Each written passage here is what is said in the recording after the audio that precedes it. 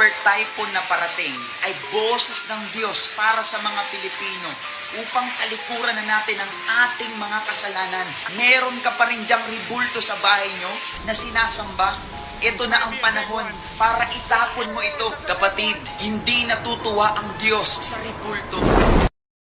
Yan, isang mangangaral sa siktang Born Again ang nag-akusa na ang dahilan umano sa iba't ibang mga sakuna, lindol, bagyo, ay ang mga rebolto ng mga santo. Kaya nanawagan siya, itapon daw umano ang mga rebolto. Tanong, di ba niya alam na kahit sa Saudi Arabia, kahit sa Dubai, sila din ay nakaranas ng bagyo, kahit disyerto. Iwala naman silang mga imahe, karamihan nila mga Muslim, di ba? Oh. Pero sasagutin natin itong very anti-Catholic dahil alam nyo naman na ang kasinungalingan pag ito'y palaging inulit-ulit, magmukha talagang parang katotohanan, lalo na sa ating mga kapatid kulang ang kaalaman. Samahan ninyo ko.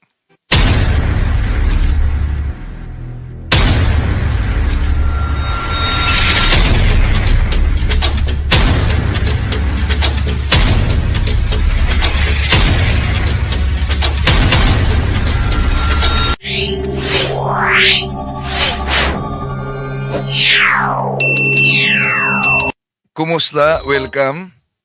Ito yung lingkod, Brad Wendell Talibong, muli makasama ninyo sa pagkakataong ito. At sa ating mga suking taga-subaybay, sa mga dumaan lang, malaking tulong na sa inyo sa ating channel. Huwag kalimutang pindutin ang like sa ating live. At kung bago ka lang, huwag kalimutang mag-subscribe. At kung gusto niyo ang talakayan ito, pindutin ang bell button para updated kayo mag-comment at i-share din niyo. Meron tayong busis ng masa diyan sa ating YouTube channel, no? Q&A lang. Ayon itong isang born again, ang mga rebolto daw ng mga santo ang dahilan sa iba't ibang mga pangyayari sa kuna, lindol, bagyo, at dapat itapon na daw umano itong mga larawan ng mga santo. Kaya sasagutin natin ito mga kapatid dahil sila sa mga anti-Catholic, yun ay tinatawag na iconoclasm. Iconoclasm meaning images destroyers. Yun ang iconoclasm. Sa ngayon, sa ating busis ng masa, na ipindutin lang ninyo, yes or no. Of course, ang mga anti-Catholic, kay Kibuloy, kay Manalo at iba pa mga born again, siguradong pindutin talaga nila yung yes, no? Dahil anti-Catholic sila. Sila ang revivalist sa tinatawag na iconoclasm, images destroyers. Kaya, nangyari ang ikalawang konsilyo ng Nicaea. And it was decreed by the council that sacred images may be honored without idolatry. No? So sa ngayon, naniniwala ba kayo na ang rebolto ng mga santo ang dahilan sa mga sakuna, lindol at bagyo? Yes, 16%. No, 84%.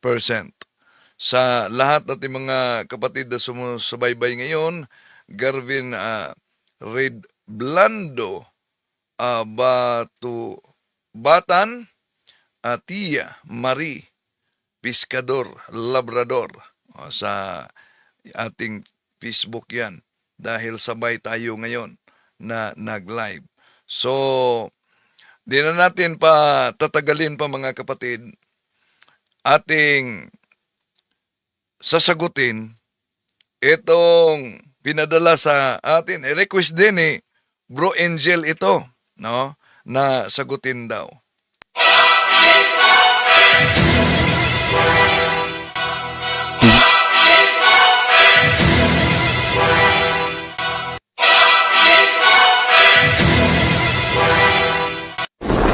super typhoon na parating ay boses ng Diyos para sa mga Pilipino upang talikuran na natin ang ating mga kasalanan. Meron ka pa rin diyang ribulto sa bahay nyo na sinasamba. Ito na ang panahon para itapon mo ito. Kapatid, hindi natutuwa ang Diyos sa ribulto.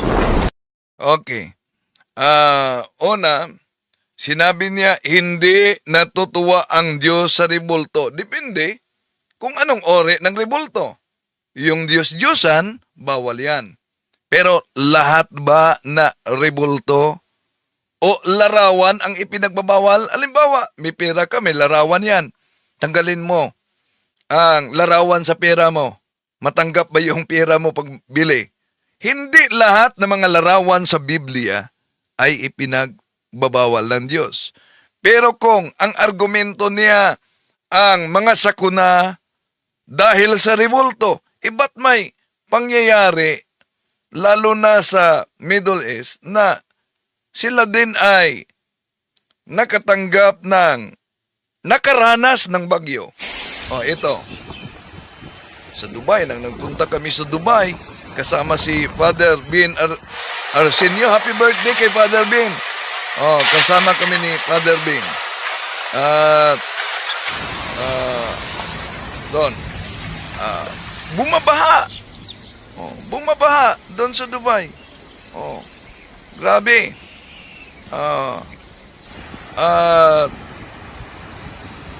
Ito talaga ang karanasan. Dahil po ba nakaranas din sila ng bagyo doon?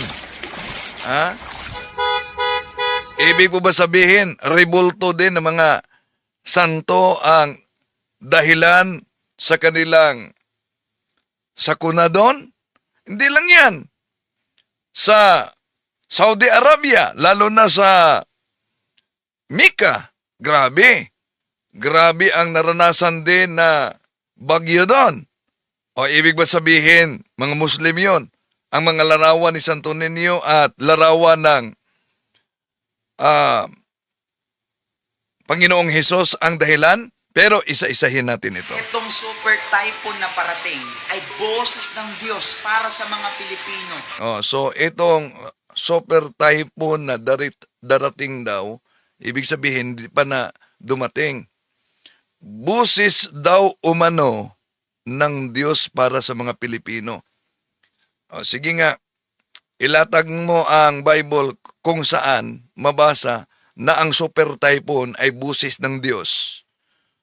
Di po ba? Ang mga anti-Catholic, Bible alone sila. Pero nag-imbento na wala naman sa Biblia. Una, kung ang layunin at busis ng Diyos para sa kanya ang super typhoon, lahat na simbahang Katoliko na may mga imahen dapat winasak na. Dahil sa interpretasyon nitong sulpot na born again mga kapatid, yun daw ang busis ng Diyos dahil daw sa mga larawan o ribulto. Dahil ang mga larawan ay ribulto ng mga santo ay Diyos-Diyusan. Mali. Ano po ba yung opisyal na aral ng simbahang Katoliko?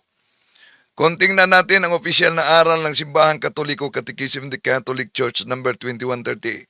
Ato, the Christian veneration of images is not contrary to the first commandment, which prescribes idols. Indeed, the honor rendered to an image passes to its prototype, and whoever venerates an image venerates the person portrayed in it.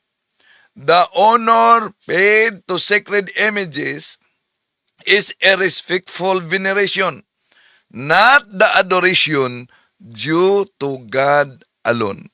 Kung maalala ninyo, mga kapatid, sa panahon pa noong iconoclasm, napakabata pa ang simbahan noon, no? Ikalawang konsilyo ng Nicaea. Dahil winawasak ang mga sagradong imahen. sa panahon ni Emperador Leo III. Kaya nagpupulong ang mga obispo at iniklara sa konselyo ng Nicaea na sacred images may be honored without idolatry. Pero sa mga anti-Catholic, lahat ng mga larawan daw umano ay Diyos-Diyosan. Isa-isahin natin. Pakinggan muna natin itong pahayag ng born again na ito. Upang talikuran na natin ang ating mga kasalanan at magbalik loob tayo sa So kung talikuran na ang mga kasalanan, dapat talikuran ninyo ang pagpili sa siktang tatag lamang ng tao. Dahil iisa lang ang iglesyang tatag ng ating Panginoon Jesucristo. Ngayon, subukan ninyong i-trace ang born again. Halimbawa, meron ba ang born again tinatawag na unbroken line of succession na nag-connect sa ating Panginoon Jesucristo hanggang sa kasalukuyan ngayon? Baka sasabihin na meron. O sige. Example, sa taong 300, sino ang ituro nilang born again? Wala pa dahil Katoliko lang ang nag-iisang Kristiyanong simbahan sa panahon noon. Kahit sa taong 400, taong 500, taong 600 Anno Domini, wala pang born again. Dahil ang born again ay isa lang sa mga sanga sa protestante na resulta sa tinatawag na sola scriptura, Bible alone. Ibig sabihin, lahat ng mga protestante, lahat, kahit kay Kibuloy, kahit sa iglesia ni Manalo, kahit sa iglesia ni Soriano, sila'y produkto sa maling interpretasyon sa Biblia. Pero ang Biblia ay produkto sa tunay na iglesia, na ang simbahang Katoliko. Okay, tuloy natin. Panginoon, mga kapatid. Kaya kung ikaw, meron ka pa rin diyang ribulto sa bahay nyo na Kung ikaw daw ay meron pang ribulto sa bahay ninyo, sabi niya, sinasamba, ito na ang At- panahon para itapon mo ito. sinasamba, ito na ang panahon para itapon ninyo ito. Yun talaga. Napaka-allergy ng mga larawan ng mga santo dahil wala naman silang kasamang naging santo. Una, tandaan natin at kung pinag-aralan nila ng mabuti ang nakasulat sa Biblia, hindi galit ang Diyos sa mga rebulto o mga larawan ng mga santo. Galit lang ang Diyos kapag ang isang rebulto o larawan ay kinikilalang Diyos ito. Ibig sabihin, Diyos-Diyosan na. Pero, alam kaya nila o pinipili lang ang nabasa nila sa Biblia na ang Diyos mismo, siya mismo ang nagpagawa ng rebulto o imahen. Di ba nila alam yan na ang Diyos mismo ang nagpagawa ng imahe o rebulto? Ibig po ba sabihin, sinusuway ng Diyos ang kaniyang utos? At ang tunay na simbahan ay simbahan ng mga santo. Unang Korinto, Kapitulo 14, versikulo 33, For God is not the God of dissension, but of peace, as also I teach all the churches of the saints. Ang iglesia ng mga santo. So, ngayon, delikado dito ang mga walang mga larawan ng mga santo dahil di sila connected sa tunay na iglesia, mga kapatid, na iglesia ng mga santo. Dahil po ba nakita lang nila na may mga larawan gaya ng Santo Niño, Nazareno, ang konklusyon nila, Diyos-Diyosan na yan? Una, ang larawan ni Senyor Santo Niño ay hindi Diyos-Diyosan. Larawan sa isang batang Hesus. Ang Diyos na nagkatawang tao. Yun ang Senyor Santo Niño. Mabasa ba sa Biblia ang Santo Niño? Mabasa yan. Mabasa ba sa Biblia ang Jesus Nazareno sa Biblia? Mabasa yan. Pero kung dahil sa mga propesisyon at paghalik, ang interpretasyon nila ay dinyos na si San Juan ay may babala. Sa Juan Kapitulo 7, versikulo 24, huwag kayong humatol batay sa nakikita, kundi humatol kayo ayon sa nararapat. See? Napakalinaw ang sabi ni San Juan, huwag kayong hahatol batay sa nakita. Ang problema, nitong mga anti-Catholic, humahatol sila batay sa mga nakita. Pero di yan ikapagtataka. Bakit? Kahit na si San Pedro na may babala na kaugnay diyan mga kapatid. Sa ikalawang Pedro Kapitulo 2 versikulo 1 hanggang 3, ito ang babala ni San Pedro. Kaugnay sa mga huwad na guro. Noong una, may mga huwad na propetang lumitaw sa Israel. Gayon naman, may darating sa gitna ninyo na mga huwad na guro. Lihim silang magtuturo ng mga maling aral na ang dulot ay kapahamakan. Pati ang Panginoong tumubos sa kanila ay kanilang itatakwil. Kaya't di magtatagal at sila'y mapapahamak. At marami silang mahihikayat na sumunod sa kanilang kahalayan. At dahil dito, pati ang daan ng katotohanan ay malalapastangan. Sa kanilang kasakim, nilinglang nila kayo sa pamamagitan ng kanilang mga aral na katang-isip lamang. Matagal nang nakahanda ang hatol sa kanila at ang pupuksa sa kanila ay hindi natutulog. Delikado pala, mga kapatid. Itong mga huwad na mga ngaral na nagsisilabasan sa ating panahon ngayon.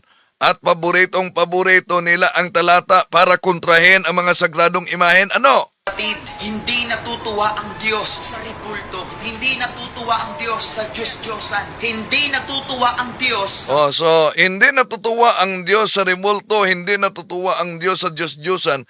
Mga larawan ng mga santo ang kaniyang ipinakita.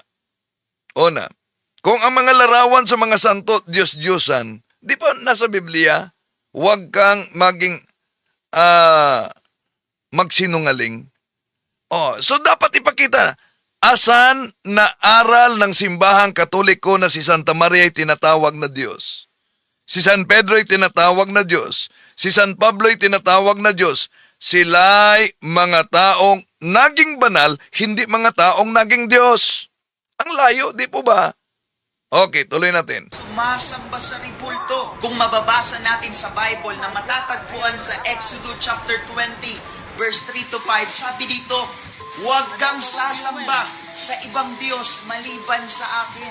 Huwag kang gagawa ng imahen ng anumang nilalang na nasa langit, nasa lupa o nasa tubig upang sambahin.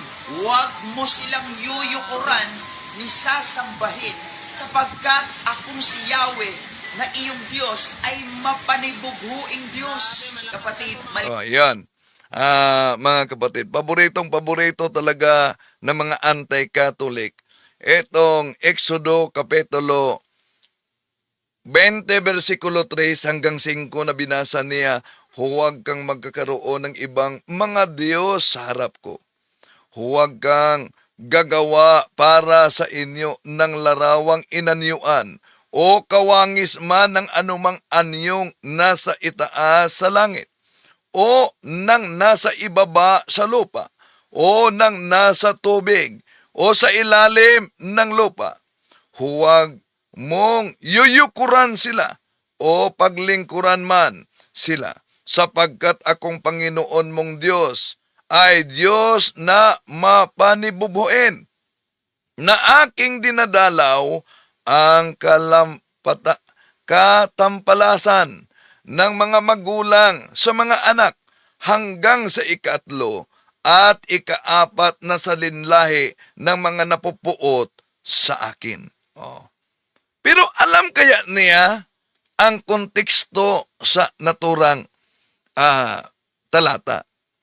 Dahil malinaw diyan mga kapatid, kung tingnan niyo, silipin niyo ang King James, yung Biblia na The Living Bible. Sa Exodo Kapitulo 20, versikulo 3 hanggang 5. Malinaw ang ipinagbabawal diyan, hindi larawan ng mga santo. Binanggit yan, mga Diyos-Diyosan, tulad sa buwan, bituin, araw. Binanggit sa Protestant Bible, mga hayop, mga isda. Baka di nila nabasa yan. Oh. Yung mga Diyos-Diyosan na mga larawan, yon ang ipinagbabawal. Kaya, ayon sa Biblia mismo, dapat alam mo kung ano ang ipinagbabawal, ano ang marumi, ano ang malinis. Ito ang mabasa sa Levitico Kapitulo 10, versikulo 10. Dapat ninyong malaman kung alin ang sagrado o hindi, at kung alin ang malinis o marumi. Yun ang problema ng iba't sikta. Lahat para sa kanila, walang sagrado. Puro na lang Diyos-Diyosan. Oh. Yan. Pero, malinaw naman, Deuteronomio 5:8 na meron talagang mga larawan na mga Diyos-Diyosan na ipinagbabawal. Sino yon? Lalaki at babae pa, Deuteronomio Kapitulo 4, versikulo 16. Oh. Pero pinangalanan sa Biblia. Unang Hari, Kapitulo 18, versikulo 19. Sino yung mga babae at mga Diyos-Diyosan nila ni Baal? Ang dami yan na sinasamba bilang Diyos. Nasa mga Hukom Kapitulo 16, versikulo 23 ba? Oh, mga Diyos-Diyosan na binanggit yan. Pero, ano pa? Na mga lalaki at babae. Nasa unang mga hari, Kapitulo 11, versikulo 33. Ito na mga Diyos-Diyosan. Ginawa ko ito sapagkat tinalikuran ako at naglingkod siya kay Astarte, ang Diyos ng mga Sidonyo, kay Simos, ang Diyos ng Edom, at kay Mulok, ang Diyos ng mga Amonita. Hindi siya namuhay ng ayon sa kalooban ko. Hindi niya ginawa ang gusto ko, at hindi niya sinunod ang aking mga utos at mga tuntunin. Hindi nga niya sinundan ang halimbawa ni David. Yun ang mga Diyos-Diyosan na binanggit sa Biblia. Ngayon, ano po ba kung tingnan natin ang definition sa Protestant Scholar, Bible Scholar, kaugnay sa idol? Harper's Bible Dictionary, malinaw mga kapatid, page 567. All idols are images, but not all religious images are idols. Napakalinaw dito pa lang. Supalpal na ang maling interpretasyon nito mga anti-Catholic. Tuloy muna natin bago ituloy natin ang ating pagsagot. Liwanag na sinasabi sa Bible na hindi talaga siya natutuwa sa anumang ginagawang imahen para sambahin. Hindi natutuwa, kapatid, ang Diyos sa ribulto. Kaya kapatid, hindi natutuwa ang Diyos sa ribulto, kapatid, kung ang ribultong yan ay Diyos-Diyosan. Bakit? Kung lahat ng mga ribulto ay Diyos-Diyosan, ang tanong, bakit ang Diyos mismo ay nag-utos na gagawa ng imahe o ribulto ng kirubin? Baka di nila alam yan. Exodo Kapitulo 25, versikulo 17-22. Ituloy natin sa 18. Lalagyan mo ng 2 kirubing ginto ang 2 dulo nito. Tig isa sa magkabilang dulo. Ihihinang ang mga kirubin upang ito ang luklukan, at ang luklukan ng awa ay magiging iisang piraso. Gawin mong magkaharap ang 2 kirubin sa parihong nakatungo, at nakabuka ang mga pakpak sa nilulukuban, ang luklukan ng awa. Ilalagay mo ito sa ibabaw ng kaban sa kinalalagyan ng 2 tapyas na bato ng kautosang ibibigay ko sa iyo. Doon tayo magtagpo sa luklukan ng awa sa pagitan ng 2 kerubin. Doon ko ibibigay sa iyo ang kautusan ko sa mga Israelita. So saan daw makipagtagpo ang Diyos kay Moises?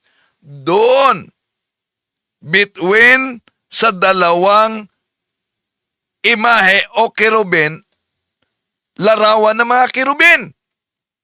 Ngayon, bakit kailangan na magawa ng larawan ng mga kerubin para ang Diyos doon makipagtagpo? Kung bawal ang lahat na uri ng mga larawan. Hindi lang yan. Ang palusot ng mga anti-Catholic, alam niyo, si Moises lang ang inutusan yan. Dahil si Moises ang inutusan, bakit kayong mga Katoliko nakisali? Aba! Eh di po ba si Moises lang din ang sinabihan sa Exodo Kapitulo 20, versikulo 3 hanggang 5? Eh ibalik natin sa kanila ang argumento, bakit kayo sumali? O na, ang sabi nila, yun lang ang utos ng Diyos, 2. Wala na siyang iba pang inutosan. Pero tingnan natin ang Exodo Kapitulo 26, versikulo 1. Para sa tabernakulo, gumawa ka ng 10 pirasong tela na yari sa tilang lino na ihinabi lamang sa kulay asol, kulay blue, at kulay pula. Ito'y dapat burdahan ng larawan ng kerubin. So, utos talaga ng Diyos mula pa sa lumang tipan magawa ng larawan. Hindi sa Diyos-Diyosan, kundi larawan sa mga kerubin. Tanong, ito po bang mga larawan ng mga santo ay kinikilala ba natin at sinasamba natin bilang Diyos? Ayon sa opisyal na aral ng Simbahang Katoliko na ang pamagat, Our Catholic Faith ni Monsignor Moro, ito po sa pahina 220. We do not worship the saints. We only honor them as the special friends and servants of God. We adore God alone. Di ba napakalinaw sa aral ng Simbahang Katoliko pagkatapos batay lang sa nakita at maling akala nito mga anti-Catholic, ikinakalat na niyang chismis, kayo mga Katoliko, ang daming mga Diyos ninyo, may mga santo, mga Diyos-Diyosan. Pero ano ba ang opisyal na aral ng Simbahang Katoliko? Catechism of the Catholic Church numero 152. The Church never ceases to proclaim her faith in one only God, Father, Son, and Holy Spirit. Di ba napakalinaw mga kapatid? Opisyal yan ang aral. Na aral ng Simbahang Katoliko. Ba't di nila kinuha at sinilip ano ba talaga ang opisyal na aral ng Simbahang Katoliko? Ba't mas naniwala sila sa sarili nilang kasinungalingan? Napakalinaw ang Catechism of the Catholic Church 152. Ano daw? Ang pananampalatayang Katoliko, we worship one God. At ano pa? Faith, one only God. Yan ang tunay na pananampalataya ng Simbahang Katoliko at talagang salungat sa mga ikinakalat nitong mga anti-Catholic. Hindi lang yan mga kapatid. Kung lahat ng mga larawan ay ipinagbabawal ng Diyos, kung lahat ng mga larawan ay ipinagbabawal ng Diyos, tanong, ba't Diyos mismo nag-utos na gagawa ng tansong ahas?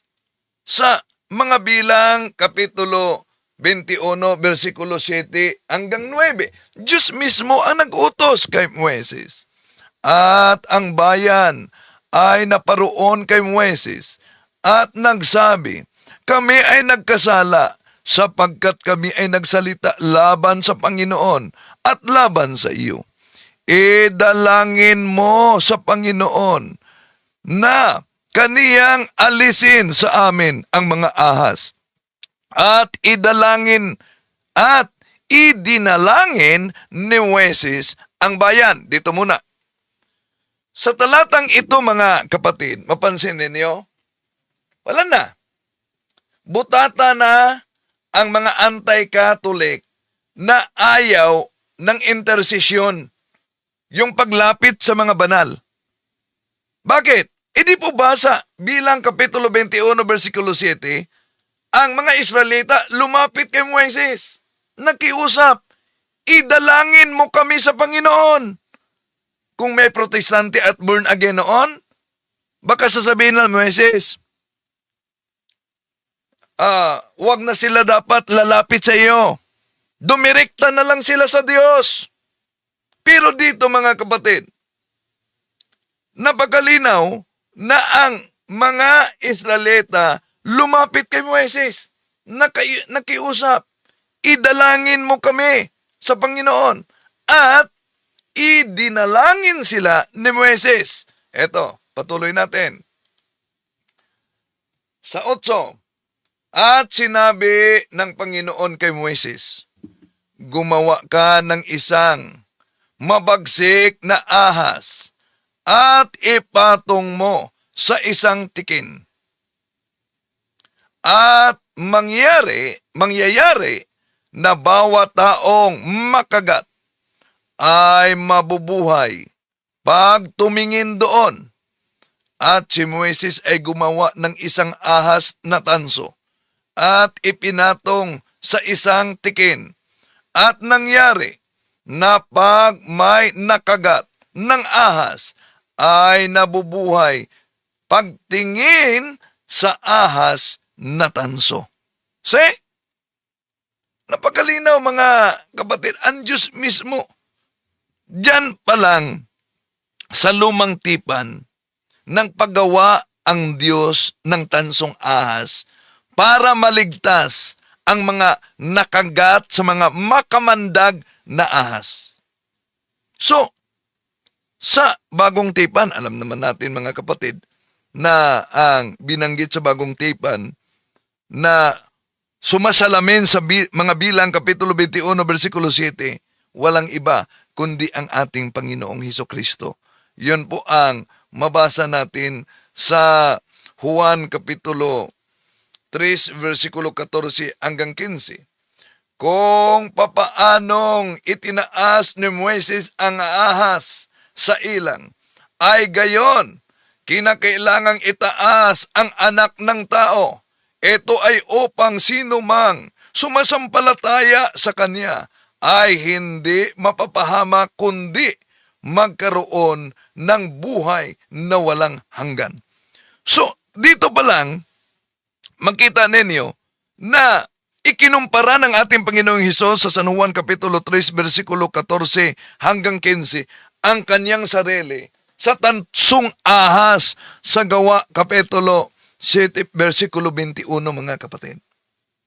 Kaya, kung paano umanong itinaas ni Moises ang tansong ahas doon sa ilang, ganun din ang anak ng tao. Upang sino mang sumasampalataya sa kanya ay magkaroon ng buhay na walang hanggan. Ngayon, sa bagong tipan may basa tayo mga kapatid na larawan mismo ng ating Panginoon Jesucristo na ipinako sa cross at itinaas ni San Pablo. Asan yan? Protestant pa nasalin. Ito, Protestant nasalin. The Living Bible. Pansinin niyo ang nakasulat. O foolish Galatians, what magician has hypnotized you and cast an evil spell upon you? For you used to say the meaning of Jesus Christ's death as clearly as though I have waved a placard before you with a picture on it of Christ dying on the cross. Ano daw? napakalinaw, Protestant na salin, I have waved a placard before you with a picture on it of Christ, kasama ang larawan ni Kristo na namatay sa cross, itinaas ng ating Panginoong Hesus. Ngayon, sasabihin ng mga anti-Catholic, mga born again o mga sulpot na sikta, bakit may larawan ng mga santo kayong mga Katoliko? Di po ba utos ng Diyos? Kay Moises, anghel, kerubin, sa Exodo Kapitulo 25, 17, 22. Bakit kayong mga Katoliko may mga larawan ng mga santo o ng mga kapatid? Tama, anghel ang inutos ng Diyos sa kerubin, Exodo 25, 17, 22. Pero tandaan ninyo, ang mga anghel, ang mga kerubin ay banal, santo. Ayon sa Awit Kapitulo 89, versikulo 7, mga kapatid, ang mga anghel ay banal. Psalm chapter 89 verse 7, the holy angels. Banal sila. So tandaan natin na sa Exodo Kapitulo 25 versikulo 19-22, ang Diyos mismo nag-utos na gagawa ng larawan o rebulto ng mga anghel. At ayon sa Awit Kapitulo 89 versikulo 7, ang mga anghel ay banal. Therefore, ang Diyos mismo ay nag-utos na ang mga banal ay maaring gawan ng monumento o larawan. Tanong, ang propeta ba ay banal? Napakalinaw. Sa Biblia, sa Lucas Kapitulo 1, versikulo 70, ang mga propeta ay banal. Kung ang mga propeta ay banal, may mabasa ba sa Biblia na ang propeta may ginawa na monumento para sa kanya? Noong inutos ng Diyos sa isang propeta, wasakin mo ang lahat ng mga imahe ng mga Diyos-Diyusan, gibain mo. Pero alam nyo ba na nang winasak na ang mga larawan ng mga Diyos-Diyusan, ang hindi giniba? Alam nyo? Walang iba ang monumento ng propeta. Asan yan mabasa?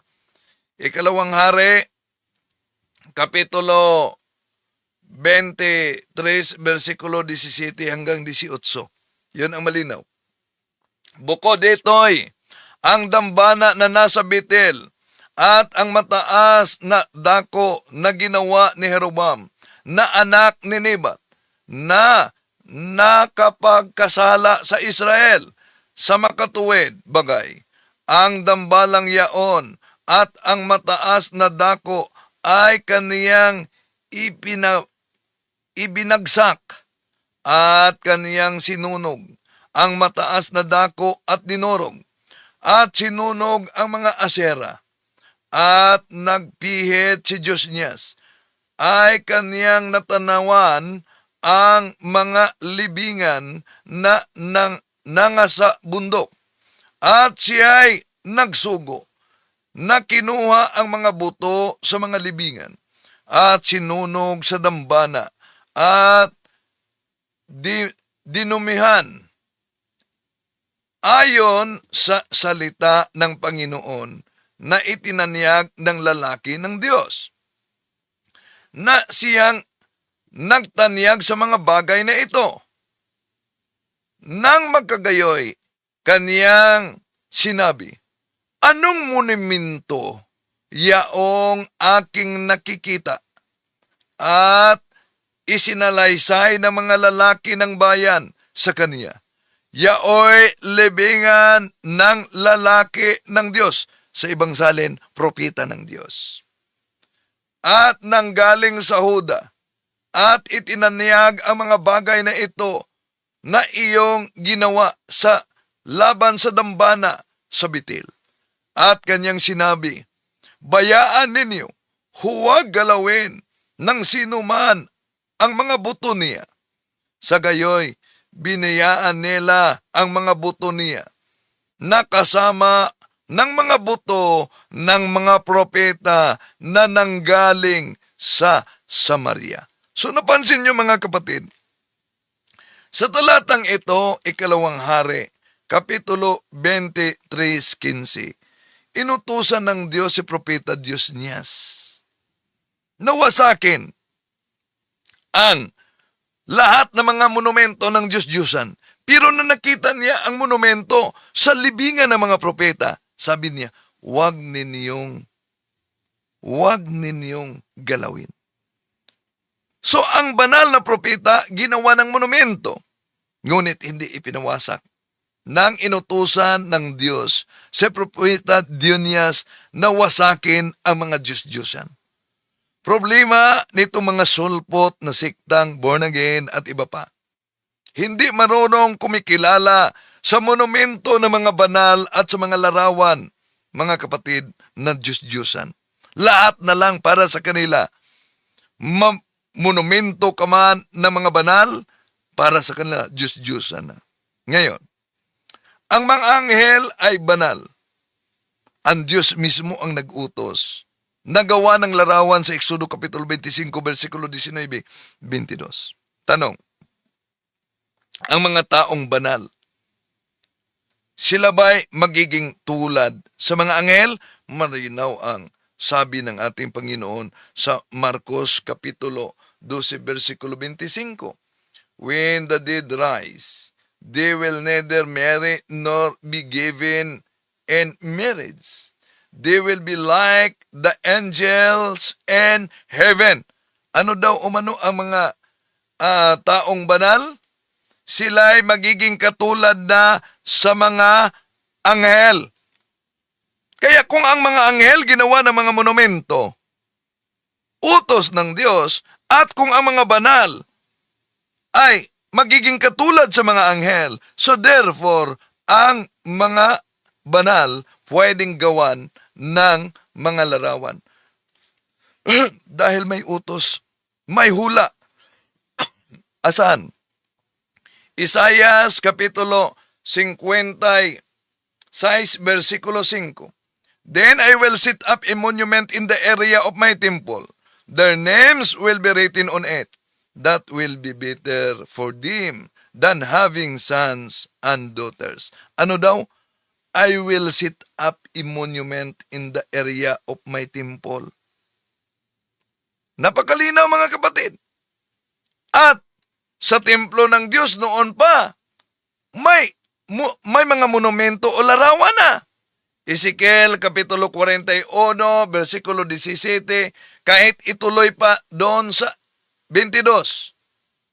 Ang loob naman ng templo ay balot ng tablang kasintaas ng pinto at may ukit na larawan ng palmera. Tandaan niyo larawan ng palmera. Ano bang kaugnayan ng palmera? Mamaya, tatalakayin natin. Larawan ng palmera at kirubin. Salitan ang larawan ng palmera at kirubin. Bawat kirubin ay may dalawang muka. Isa ay muka ng tao. Muka naman ng leon ang isa. Ang mga ito'y nagkatalikod at parihong nakatingin sa puno ng palmera. Ganito ang larawang nakaukit sa lahat ng dingding ng templo. Tandaan ninyo mga kapatid. Mula pa sa lumang tipan, ang templo ng Diyos ay may mga nakaukit na larawan. Ngayon, kung nasa sikta kayo na allergic ng larawan ng mga santo, walang imahe. Ibig sabihin mga kapatid, hindi yan templo ng Diyos. Kundi, yon ay budiga ng piking pananampalataya. Ano po ba yung maliban sa larawan ng kirubin, may larawan ng palmera? Iba't may larawang ng palmera. Ano po ba ang simbolo ng palmera? Ayon sa Awit Kapitulo 92, versikulo 12, ang palmera ay naglalarawan pala sa mga banal. So kaya nga, sa mabasa natin, larawan ng kirubin, mga kirubin, larawan ng mga palmera. Bakit may larawan ng palmera? Dahil sa awit kapitulo 6, 92, versikulo 12, ang mga palmera ay naglalarawan ito ng ano? Ng mga banal. So napakalinaw mga kapatid, no? Ngayon, kung gagamitin natin ang tinatawag na Protestant na salin, ano mabasa sa Isaiah chapter 19 verse 19? Ito ang mabasa natin. And that day, there will be an altar to the Lord in the heart of Egypt. And there will be a monument to the Lord on its border. Ano daw? May hula. 19. May altar. Yung ibang mga sikta, walang altar. Stage ang kanila. Diba? Monument of the Lord. Wala silang monumento. Bakit? Paano kaya nila makilala ang kanilang Diyos? Ha? Ngayon, kung ang mga santo ay iginalang natin, niluwalhati natin, mga kapatid. Ang tanong, galit ba ang Diyos kung ang mga santo ay niluwalhati natin? Hindi, dahil ang Diyos mismo ay naluwalhati sa pamamagitan ng mga banal. Juan 17:17, napakalinaw. Ang lahat ng akin ay sa iyo, at ang lahat ng sa iyo ay sa akin, at naluwalhati ako sa pamamagitan nila. Napakalinaw mga kapatid. Ang Panginoong Hesus mismo nagsabi, naluwalhati ako sa pamamagitan nila. Kaya, may mabasa ba tayo na ang Panginoon ay maluwalhati sa pamamagitan ng kaniyang mga santo? Ay meron. Ito, 2 Thessalonians chapter 1 verse 10. On that day, the Lord will be glorified in His hands. O, paano ngayon? Ang mga walang santo. Ang mga allergic na mga santo.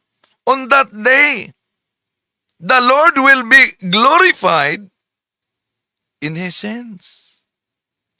Kaya mga mahalang kapatid, yung banat nila na, hindi, kayong mga Katoliko, lalo na yung Santo Nenio, Dinios Nenio, wala yan sa Biblia. Alang naman, ang salitang Santo Niño, hinanap nila sa Cebuano o Tagalog. Ang Santo Niño, hindi yan wikang Pilipino. Kung naghanap kayo ng Santo Niño, di hanapin ninyo yan sa Espanyol na wika. Di banat na banat, kulang naman ang kaalaman. Ang Santo Niño, mga kapatid, ay isang larawan sa batang Jesus. Na kung tingnan natin ang Lucas Kapitulo 1, versikulo 35 sa Tagalog, ito ang mabasa natin. At sumagot ang anghel sa kanya, bababa sa iyo ang Espiritu Santo at lililiman ka ng kapangyarihan ng kataas-taasan. Kaya't ang batang banal ay tatawaging anak ng Diyos. Ano ang mabasa? Batang banal. Ngayon, itong batang banal, Holy Child sa English, ano ba yan kung sisilipin natin ang tinatawag na Spanish Bible? Lucas Kapitulo 1, versikulo 35. Respondiendo el ángel, li eho el Espíritu Santo vendrá sobre ti, e el poder del Altísimo te cubrirá con su sombra, por hizo el santo niño que nacerá será llamado Hijo de Dios. Oh, yan, mabasa natin ang salitang santo niño. Banal na bata.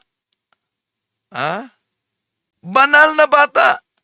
Baka sabihin naman nila, bakit tinawag ninyong senyor? Ang senyor, ang pagtawag sa kanya sa mga Katoliko, dahil ang salitang senyor sa Spanish, sa English, Lord, Panginoon.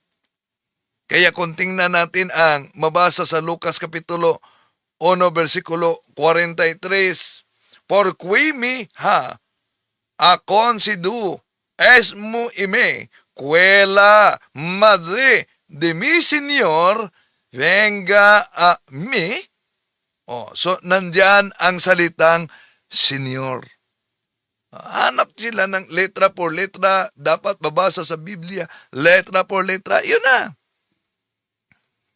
Kaya hindi lahat ng mga larawan ay ipinagbabawal kahit sa Biblia. Bakit? Dahil mabasa natin kahit sa 2 Kronika Kapitulo 3, versikulo 10, mga kapatid. Nagpagawa siya ng 2 rebultong kirubin na yari sa kahoy sa loob ng dakong kabanal-banalan. Binalot din ito ng ginto. So, hindi lahat ng mga larawan ay ipinagbabawal ng Diyos.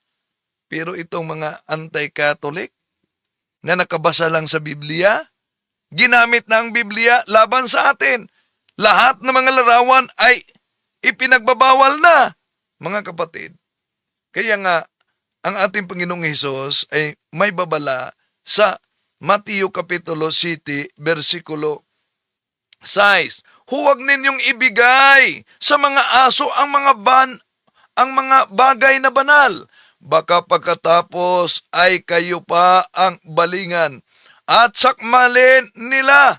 Huwag ninyong ihagis sa mga baboy ang inyong mga perlas, sapagkat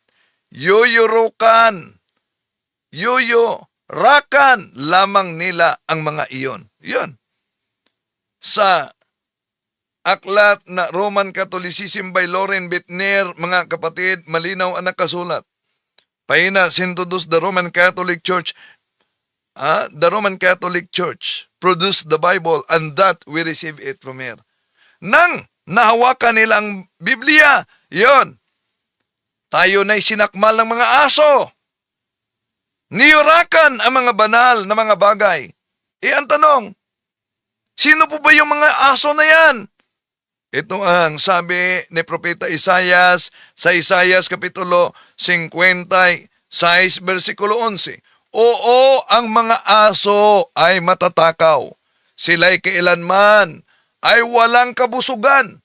At ang mga ito ay ang mga pastor na hindi nangakakaunawa.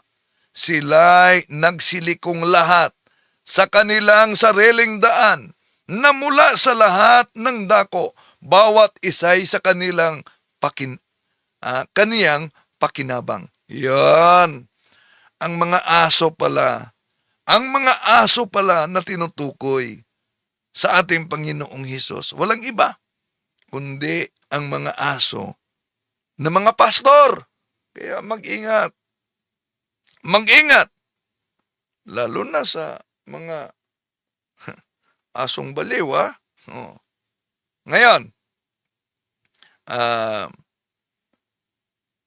mga kapatid, ba't tayo mga Katoliko may mga larawan? May mga imahin?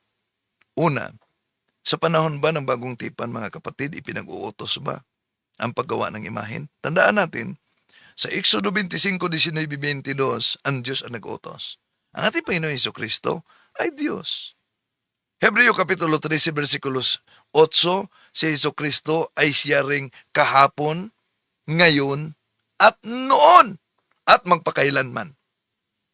Kaya, siya na nag-utos noon na gumawa ng larawan, ay siya din ang nag-utos ngayon na gagawa ng imahe o larawan.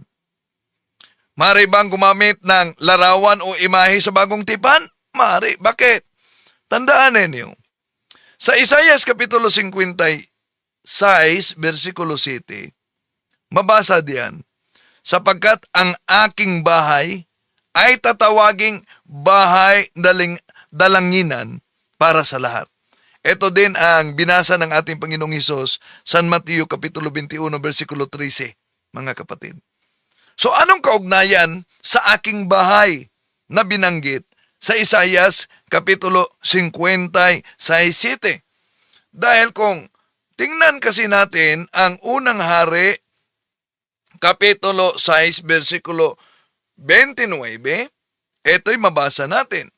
At kanyang inukitan ang lahat na panig ng bahay sa palibot ng mga ukit na larawan ng mga kirubin at ng mga puno ng palma. So ano ang simbolo sa puno ng palma? Ang puno ng palma ay kumakatawan sa mga banal na tao na nauna na nating nabasa, mga kapatid, kahit sa King James Version sa Awit Kapitulo 60, Awit Kapitulo 92, versikulo 12. Na ngayon, nabasa natin sa ikalawang hari, mga kapatid, unang hari, Kapitulo 6, versikulo 29, na ang bahay, ang palibot nito ay inukitan ng mga larawan ng mga kirubin at punong palma. E anong kaugnayan? E di po ba sa bagong tipan, unang Timoteo Kapitulo 3, versikulo 16, ang haligi at suhay ng katotohanan ay ang iglesia ng Diyos, ang bahay ng Diyos. Kaya, kung ang bahay ng Diyos ay iglesia ng Diyos, at mula pa sa Isaias, unang hari, Kapitulo 6, versikulo 29, ang bahay ay may nakapalibot ng mga ukit na larawan ng mga kirubin at ng mga punong palma. Sino bang katuparan niyan? Walang iba, kundi ang simbahang Katoliko. Dahil, kung tingnan natin, mga kapatid, kahit sa Common Bible, sa Magandang Balita Biblia, Hebreo Kapitulo 9, versikulo 23, ang mga bagay sa sambahang iyon ay larawan lamang ng mga nasa langit. Ano daw umano? May mga larawan sa sambahang iyon ng mga bagay na larawan na nasa langit. Ngayon, pasok kayo sa mga anti-Katolik na grabe ang kanilang atake tuligsa sa ating pananampalataya. Wala kayong makitang imahe o larawan ng mga santo. Kaya ang tanong, ito ba'y larawan o simbahan ng ating Panginoon? Hindi. Kundi sila'y siktang tatag lamang ng tao. Kaya, mga kapatid, na establish na natin na ang Diyos ay nagbabawal sa mga larawan o monumento. At ano yung mga larawan o monumento na ipinagbabawal ng Diyos? Walang iba, kundi ang mga Diyos-Diyosan na binanggit sa Biblia, Deuteronomio Kapitulo 5, versikulo 8, Exodo Kapitulo 20, versikulo 3 hanggang 5, Deuteronomio Kapitulo 4, versikulo 13, at unang hari, Kapitulo 18, 19, mga kapatid. Yun ang mga Diyos-Diyosan. Pero, ayon sa Levitico, Kapitulo 10, versikulo 10, dapat ninyong malaman kung alin ang sagrado o alin ang hindi. Bakit hindi lahat ng mga larawan ay ipinagbabawal ng Diyos? I am Catholic, I am alive, I am the